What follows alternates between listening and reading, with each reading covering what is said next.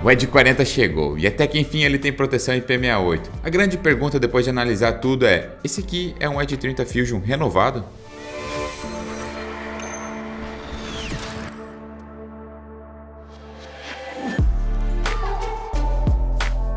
Em câmeras a gente tem como câmera principal o sensor de 50 megapixels, mas o seu grande destaque está pela abertura f1.4, sim, segundo a Motorola, a maior abertura em smartphones já existentes. O segundo sensor é um de 13 megapixels com uma lente ultra-wide. E por fim a gente tem nessa frontal, que é o que eu estou gravando agora, uma câmera de 32 megapixels. O celular é capaz de gravar vídeos em 4K na câmera traseira com 30 frames ou Full HD a 60 frames. Na câmera frontal, ele também consegue gravar em 4K, que eu estou gravando agora, a 30 ou Full HD a 60. Ainda tem um modelo de modo retrato, só que o modo retrato faz vídeos apenas em HD. Então não gravei porque ia ficar muito pior com essa qualidade aqui para mostrar para vocês. Confesso que eu tive dificuldades em fazer algumas fotos, principalmente as que o sol estava ao fundo. Foi complicado de achar a iluminação e quando marcava o foco nas pessoas, o fundo estourava. E ao mexer a câmera de lugar, o ponto focal se desprendia e você precisava fazer tudo de novo para a câmera iluminar bem a pessoa. Além disso, quando o fundo está bem iluminado, o HDR, para compensar a iluminação em áreas menos iluminadas, exagera demais na saturação e vibração das cores. O modo retrato da câmera traseira funciona do jeito certo. O desfoque pode ser controlado pela câmera, mas de forma artificial. Você consegue escolher o quanto simular de desfoque.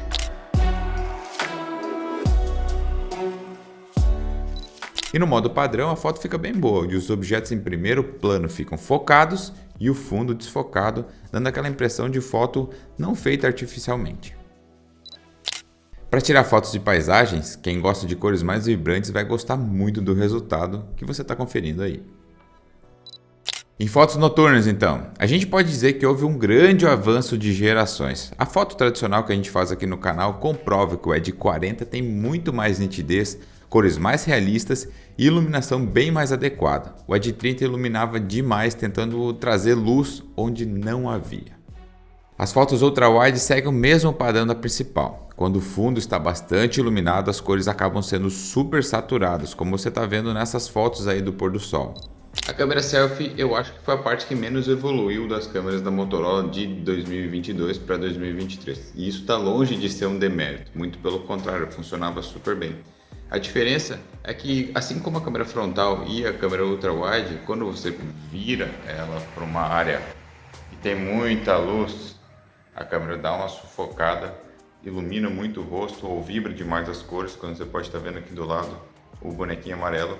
E assim como a câmera principal e a ultra-wide, tem esse probleminha aí, que quando tem muita luz no fundo, acaba estragando e não funciona muito bem a foto.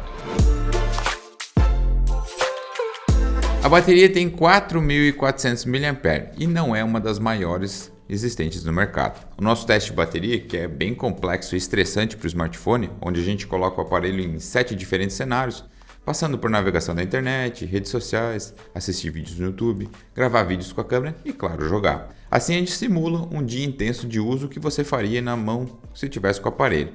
Tudo isso durante um período de 7 horas e 45 minutos. O Edge 30 não conseguiu completar o teste chegando pertinho, ele fez 7 horas e 40 de tela. E adivinhe quem fez o mesmo tempo de tela? Edge 30 Fusion. O Edge 40 leva 40 minutos para carregar de 0 a 100 utilizando o carregador original de 68 watts. O resumo da área de bateria é que talvez você fique sem carga no final do dia. Fique atento.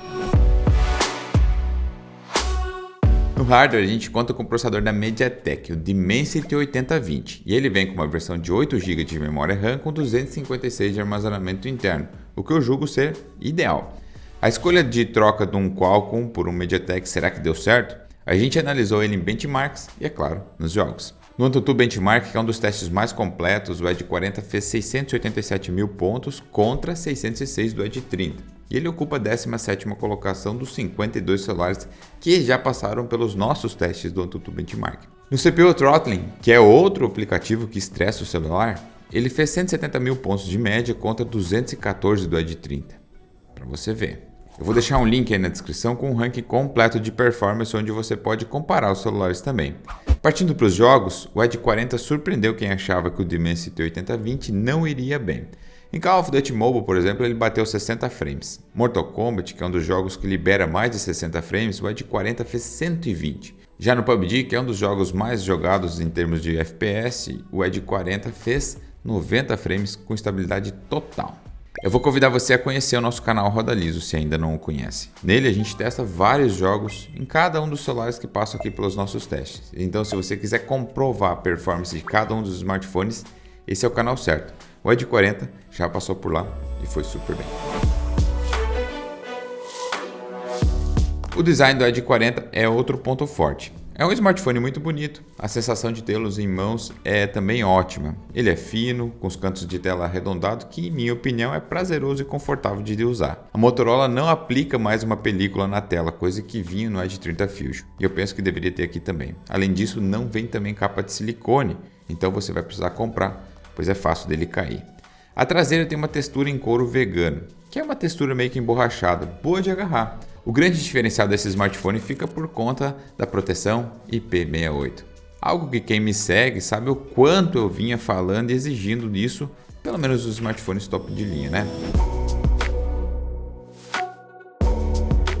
Eu falei da tela, né, que ela é arredondada. Para mim, esse é um ponto forte também do produto. Além de bonita, ela tem cores vibrantes e uma ótima nitidez.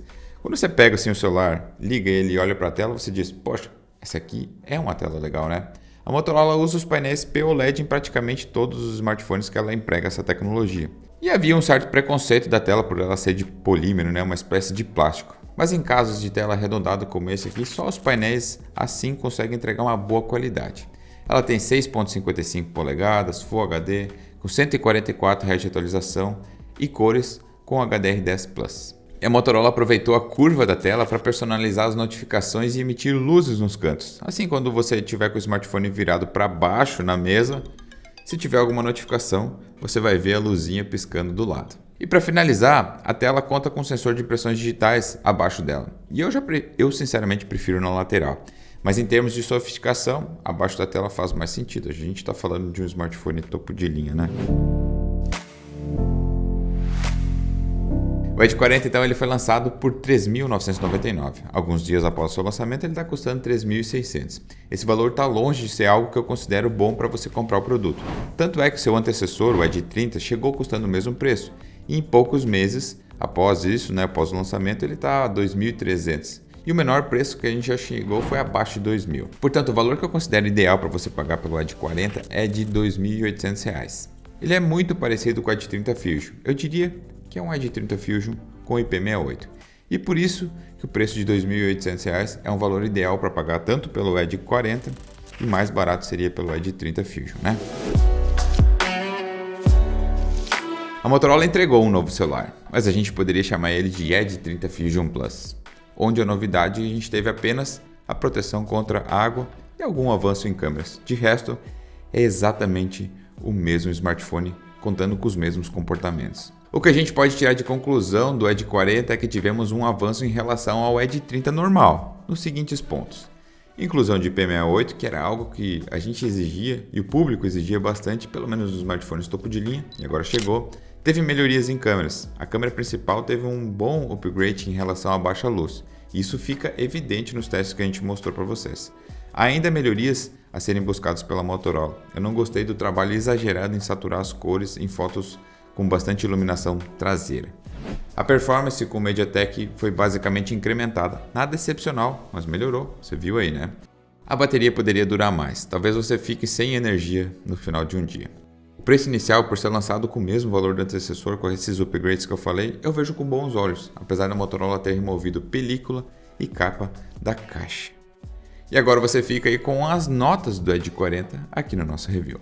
E o Motorola Edge 40, hein? As notas que ele recebeu aqui no nosso ranking foram 9.1 para câmeras, 7.8 para bateria e autonomia, foi a parte que ele foi pior nos nossos testes, 9.5 para performance, hardware e performance, 9.8 para construção do aparelho, sim, tem uma proteção IP68, o aparelho também é muito bonito, então a Motorola acertou de vez nisso, e 8.6 para a tela POLED dele, totalizando assim uma nota geral 9.0.